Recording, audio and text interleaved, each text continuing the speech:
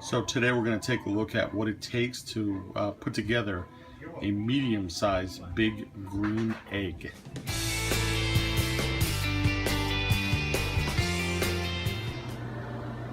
Now, because the egg itself is assembled in Mexico, it'll be separate from your assembly kit, which is made in the USA. My understanding is they're trying to get this process together where you'll get it as one unit. But for now, if you buy a big green egg, you'll have two separate boxes, and you'll have to install all the hardware on the egg itself. So here's a quick look at the inside of the assembly kit. It gives you your instructions, plates, grates, everything like that. The one thing, this is the reason why I said this. You want to keep this box. You're going to have a bunch of leftover parts, including some spacers that you're going to need if you ever need to adjust the lid. And on the back side in here, there are recalibration instructions for your thermostat. So if you ever need to adjust the temperature gauge, keep everything in here so you have it. That's just a little quick footnote. It's something that I learned kind of the hard way. The first time I did it, I threw it out, and so there's pertinent information, and the spacers you're going to need too. We'll show you what those look like down the line. So here's a look at the egg, and it's all very well packaged. I already took out part of it. So everything is well protected. Out of all the ones that I've taken out, I've yet to see one come with any kind of damage. And that was the one benefit that the big green egg had over the Kamado Joe, where I've had a few of them come in where the ceramic was cracked. And then it's a process to return it, get a new piece. But again, so far, I put together a bunch of these, and I've had absolutely no issues. So again, like you can see, everything comes really well wrapped, so it's protected. Keep in mind when you're doing this, the screws that you're going to be using are going to be color coded. Some are black, most are black, some are silver, some are green, and you'll see that on the instructions. Here's what they look like in person. A lot of that is the size of the screws, and there are the spacers I was talking about earlier. So when this is finished, make sure you keep those, because if you ever have to adjust the bands or adjust your hood, they come in really handy to make sure everything's lined up where it's supposed to be. And I wanted to take a quick note and tell you that although this is a guide how to assemble it, I believe you should absolutely follow your instructions, and in case we skipped anything in this, make sure you follow the instructions that are included. So this is step one. So the bands are basically done.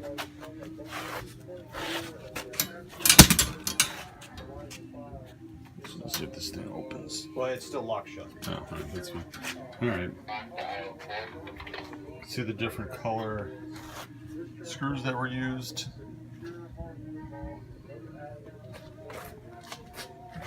That's what you'll have step one looking like on the medium big green egg.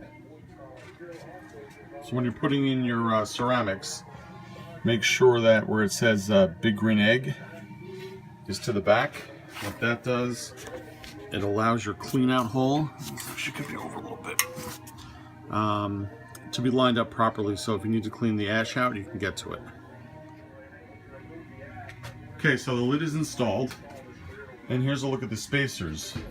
What that does, it keeps the lid and the base separated, so that when you tighten the bands, the lid doesn't move around. It actually has this tendency to move back, which the first few times that I did these, I had anywhere from like a 1/4 inch to a 1/2 inch spacing in the front here, where this would be physically back further.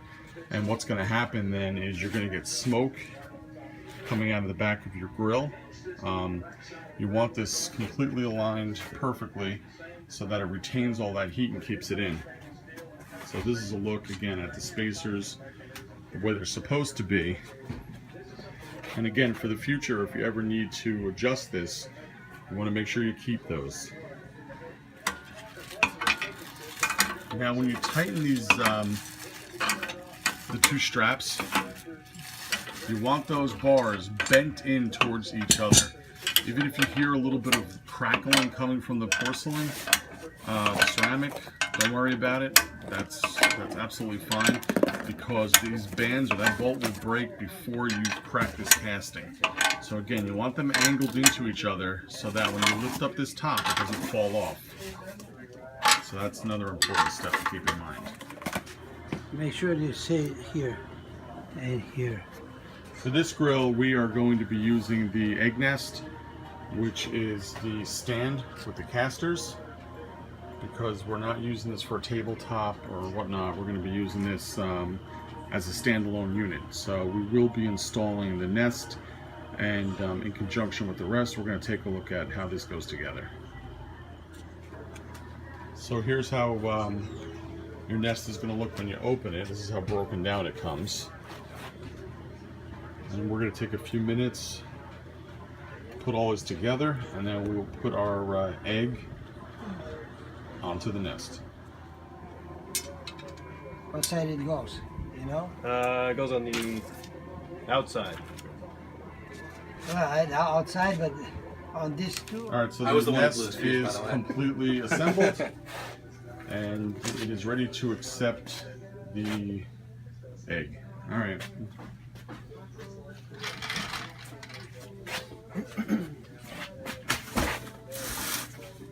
There's no good way to hold this. Yeah, that's another thing with this, is finding points to hold. The hole is at the front, not at the back. Turn it around. No. That piece that I just. Yeah, it's at the front.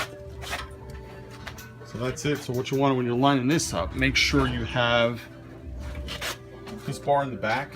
That's designed so if you're able to move it, you can step on it and tilt it back. They also make a holder. The holder will go from this bar to the bottom, and what that does, it keeps it from tilting forward if you ever thought that was going to be an issue. So that is how to put a medium big green egg together along with the nest. I hope you enjoyed it, and we will catch you later.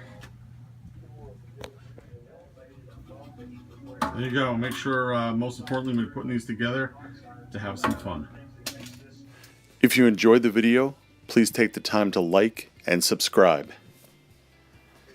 So here's a quick bonus. I wanted to show off the different sizes. This is the small. This is the medium that we just put together. This is the large. And this bad boy is the XL. They actually make an XXL, which we didn't bother getting. So depending on what you're cooking, if it's 2 people, this is fine. Say 3 to 4. If you're going to like 10 people, if you're doing a whole family and you got a good extended family and friends, you want the XL.